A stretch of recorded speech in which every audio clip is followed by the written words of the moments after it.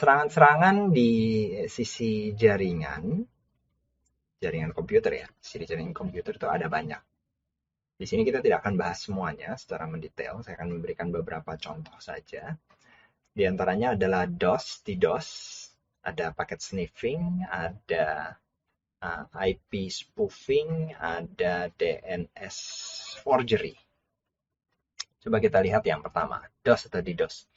DOS, Denial of Service atau DDoS, Distributed Denial of Service, itu adalah metode serangan yang bertujuan untuk menghabiskan sumber daya pada peralatan jaringan komputer.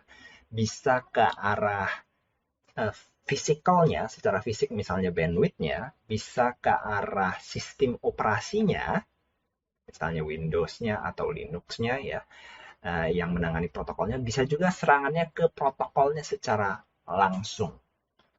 Misalnya serangan, di sini tidak dimasukkan contohnya, tapi nanti ada serangan seperti slow loris. Nah, ini beberapa contoh yang di sini yang masih masuk dalam kategori DOS atau DDoS. Di antaranya adalah SYN float attack, Smurf attack, ping of death, buffer overflow. Di sini kita lihat dari SYN float attack. Kalau sebuah protokol yang menggunakan protokol di sini ada protokol layer atas ya, protokolnya si application, katakanlah HTTP, itu kan menggunakan protokol TCP di layer yang bawah, di layer 4-nya. Dan protokol TCP ini memiliki sifat kerja yang istilahnya connection oriented, dan sebelum data dikirim ada proses buka sesi koneksi, yang disebut SYN, ya, synchronization, pembukaan sesi koneksi. Jadi saat ada sebuah host yang mau mengirimkan data ke host yang lain, dia akan protokol TCP-nya di sini, misalnya protokol TCP host A mau berbicara dengan protokol TCP host B, maka dia akan mengirimkan mekanisme handshake dengan paket TCP SYN. Nah, harusnya adalah klien mengirimkan model pengiriman SYN, server menjawab dengan SYN acknowledgement, lalu klien menjawab lagi dengan acknowledgement. Baru terbuka sesi koneksinya. Ini disebut dengan three-way handshake. Gitu. Nah, ini memang pola kerja yang normal ya. Secara definisi, pola kerja TCP memang seperti itu. Harus melalui proses itu dulu, baru session koneksinya terbuka, baru bisa dilanjutkan dengan pengiriman datanya. Tetapi ini juga bisa dimanfaatkan, misalnya kalau ada mekanisme penyerangan yang meminta membuka sesi koneksi. Jadi paket permintaan buka sesi koneksinya, permintaan SYN-nya banyak sekali. Ini mengakibatkan si komputer server, dalam hal ini si target, akan menyediakan sumber daya untuk siap-siap membuka koneksi, gitu kan ya. Ada batasannya, setiap perangkat tuh ada batasannya. Sehingga ini berdampak pada memori yang habis untuk mengalokasikan membuka sesi koneksi tersebut. Padahal itu sebenarnya adalah permintaan-permintaan yang invalid, permintaan-permintaan yang dikirim oleh attacker, penyerang, yang mengakibatkan pada akhirnya adalah si server tadi atau si target tadi tidak bisa memberikan layanan yang semestinya kepada yang membutuhkan. Karena sifat serangan DOS dan DDoS ini intinya adalah bukan merusak data, tetapi membuat layanan dari si target tidak berfungsi dengan normal. Nah, jadi bagaimana cara menanganinya? SYN float attack adalah dengan microblocks, di mana kalau penerima-menerima paket inisialisasi SYN, host mengalokasikan memori dengan sangat kecil, dengan harapan bisa menampung banyak koneksi, atau jumlah koneksi lebih banyak. Bisa juga dengan memberikan pembatasan waktu untuk SYN, ya. Tapi itu memang agak sulit. Nah, biasanya cara yang lebih efektif sih kita bisa menggunakan kalau sistem kita atau server kita itu ada di internet, dan kalau dimungkinkan kita akan memberikan perlindungan tambahan menggunakan model IDS di depannya, IPS, dan ada firewall, application firewall juga. Dan termasuk juga kalau dananya memadai, misalnya pakai Cloudflare, yang akan istilahnya lalu lintasnya itu harus melalui dia dulu. Jadi diarahkan melalui dia, dicek dulu ini memang lagi dalam kondisi diserang atau lalu lintas normal. Kalau lagi dalam kondisi serangan atau terindikasi polanya ke situ akan di blok. Oke. Lalu ada lagi modelnya Smurf Attack dengan ping. Seperti yang kalian ketahui, ping itu mengirim paket di layer 3. Dia request, saya mau komunikasi sama kamu. Host ya, ke host ya, bukan ke port tertentu, tapi hanya ke host. Saya mau komunikasi sama kamu. Kamu ada nggak di sana? Jadi yang di sana akan membalas, oh ya saya ada, saya aktif. Jadi kalau contoh di sini misalnya kita ping ke sebuah IP, lalu IP tersebut memberikan balasan, maka itu kita bisa simpulkan bahwa si IP itu aktif loh, host itu aktif. Bisa kita coba berkomunikasi dengan host itu. Belum tentu berhasil dari sisi aplikasinya, mungkin saja komputernya nyala, hostnya nyala, tapi aplikasi nggak nyala. Tapi setidaknya itu sudah merupakan indikasi bahwa hostnya aktif. Nah, normalnya dalam mekanisme ping adalah kita kirim 32 byte, dia akan balas 32 byte. Kita kirim 1000 byte, dia akan balas 1000 byte. Kalau yang nyerangnya cukup banyak, jadi ping request-nya banyak, ya.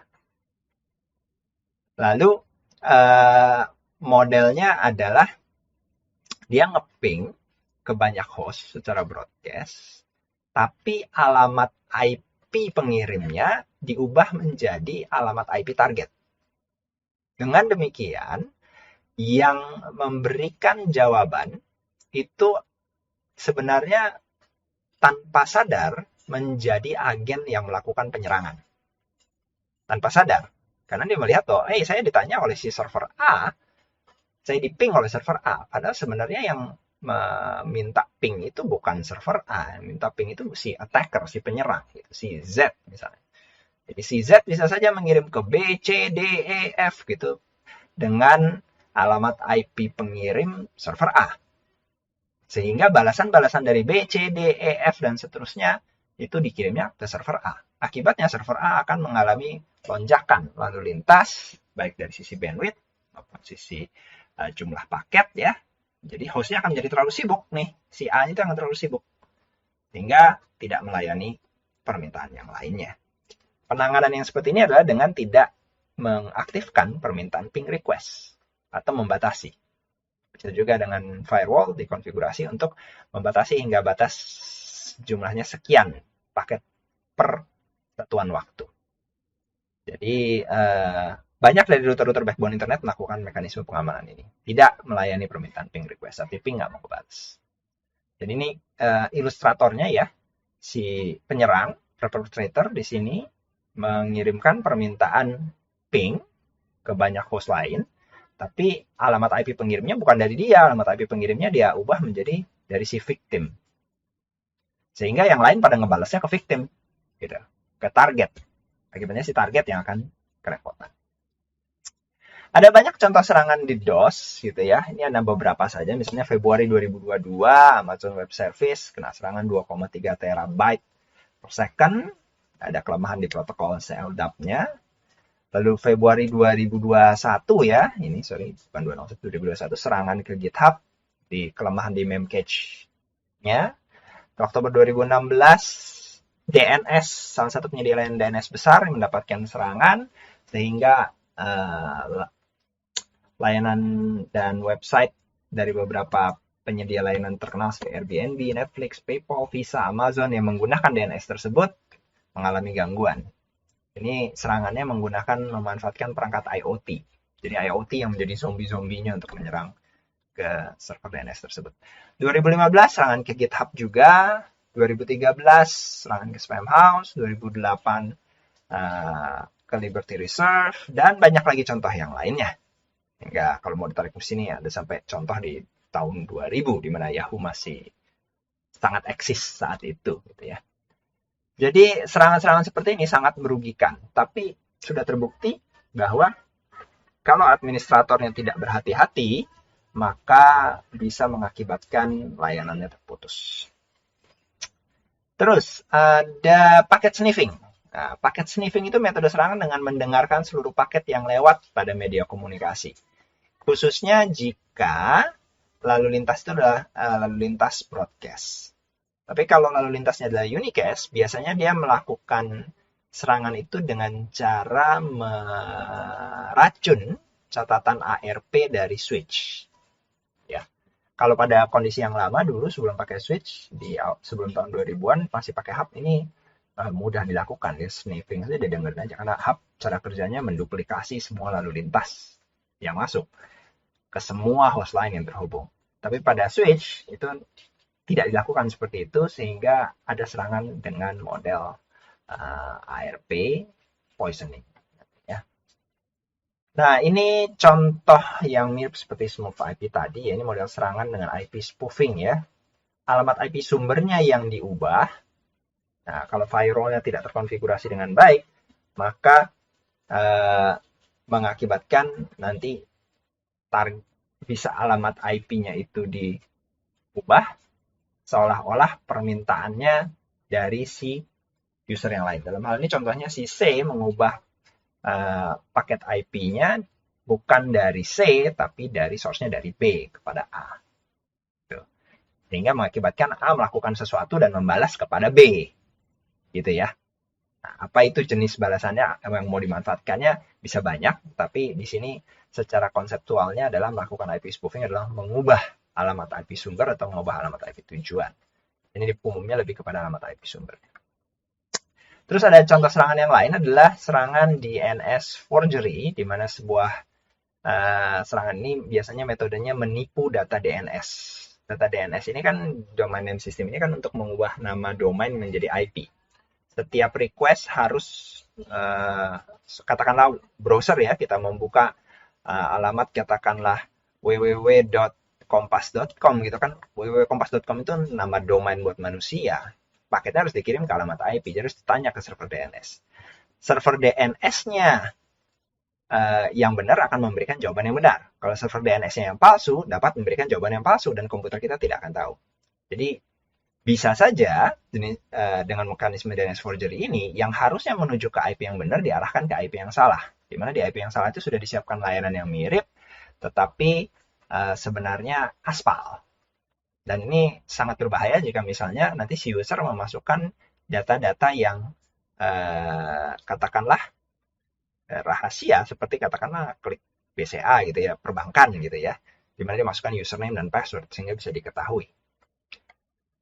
Oke, nah ini contohnya, contoh dari si serangan DNS itu DNS cache poisoning. Yang ini adalah data palsunya dimasukkan ke dalam cache sebuah DNS, diinjekkan. Ada banyak sih mekanismenya, mulai dari memalsukan atau memaksakan lalu lintas DNS ke server DNS palsu atau server DNS aslinya yang diracun dan yang lainnya. Beberapa contoh serangan lain ada buffer overflow, di mana ini menggunakan program untuk menulis ke buffer lebih besar daripada yang diizinkan di memori. Ini sebenarnya celah keamanannya dari sisi aplikasi pemrogramannya. Jadi kalau pemrograman yang tidak baik atau katakanlah DLL dasar dari runtime dari programmingnya tidak baik, ini bisa terjadi buffer overflow. Runtime itu contohnya misalnya .NET ya, .NET Framework gitu ya.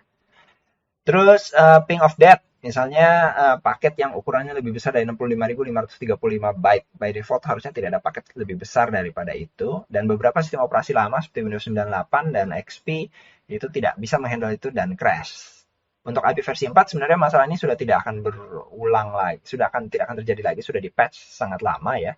Tapi untuk yang IP versi 6 masih ditemukan celahnya di Agustus 2013. Ya itu sih memang sudah 9 tahun yang lalu saat rekaman ini dibuat. Tapi kerusakan yang terjadi adalah nge-crash. Si sistem operasinya nge-crash karena dia nggak bisa mengalokasikan sumber daya untuk paket yang lebih besar daripada itu. Nah, bagaimana mekanisme pertahanannya? Ada implementasi intrusion detection system. Intrusion detection system itu mendeteksi. Kalau paket-paketnya tidak wajar, dia akan deteksi berdasarkan aturan atau rule yang sudah ada, berdasarkan signature base. Bisa berupa network-based IDS atau host-based IDS. Kalau network-based IDS, itu mengamati jaringan untuk mendeteksi kelainan, misalnya ada flooding itu banjir ya, banjir lalu lintas, ada proses port scanning, atau yang lainnya. Kalau host-based itu dipasang di masing-masing host. kalau kita sebagai network admin, nanti kita akan berfokusnya pada tentu saja network base yang utamanya. Baru nanti juga dilengkapi dengan IPS, Intrusion Prevention System. Tapi baik IDS maupun IPS itu lebih kepada mekanisme mengetahui lebih dahulu, ya, dan pencegahan. Kalau memang untuk filtering yang lebih kuat biasanya menggunakan firewall yang bekerja sampai layer 7.